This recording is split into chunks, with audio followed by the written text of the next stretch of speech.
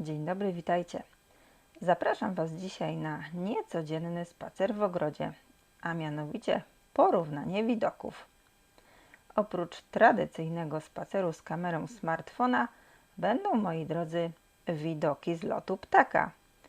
Ale zanim zaczną się gratulacje z okazji zakupu drona, od razu mówię, że sprzęt nie był mój.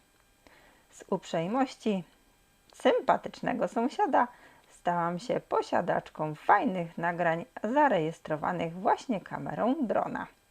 I co mi to dało?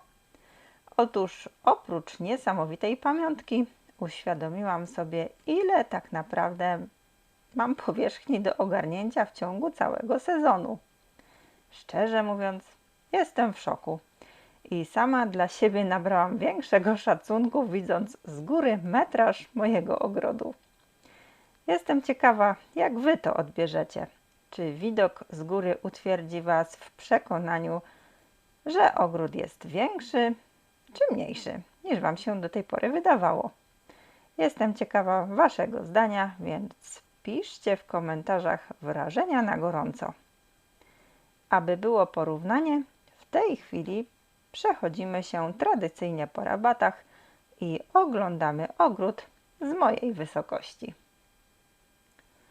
Nie będę się dzisiaj rozpływać nad pojedynczymi roślinami, bo szczerze mówiąc, całe show skradły aktualnie szałwie i kocimiętki, których w moim ogrodzie jest zdecydowanie najwięcej. Na dzień dzisiejszy, czyli początek czerwca, dzieje się tutaj magia fioletowych odcieni. Z racji sporej ilości posadzonych roślin, rabaty oglądane z góry nabrały serwetkowych wzorów. Mnie osobiście rabaty wywijasy przypominają właśnie takie 4 rozłożone wzorzyste chusteczki. Ponieważ filmiki były nagrywane dwukrotnie, więc macie wersję z chwastami i po wypieleniu niechcianego zielska. Jeden filmik powstał w południe, a drugi o zachodzie słońca. Nie przedłużając, zapraszam na kilka minut relaksu w naszym 29-arowym ogrodzie.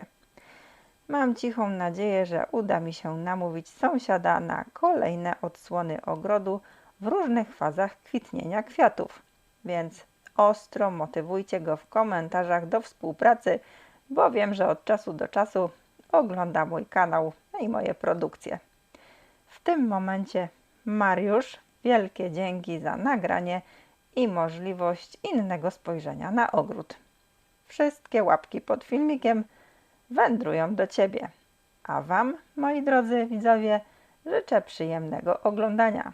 Pozdrawiam serdecznie i do zobaczenia w kolejnym filmiku. Cześć!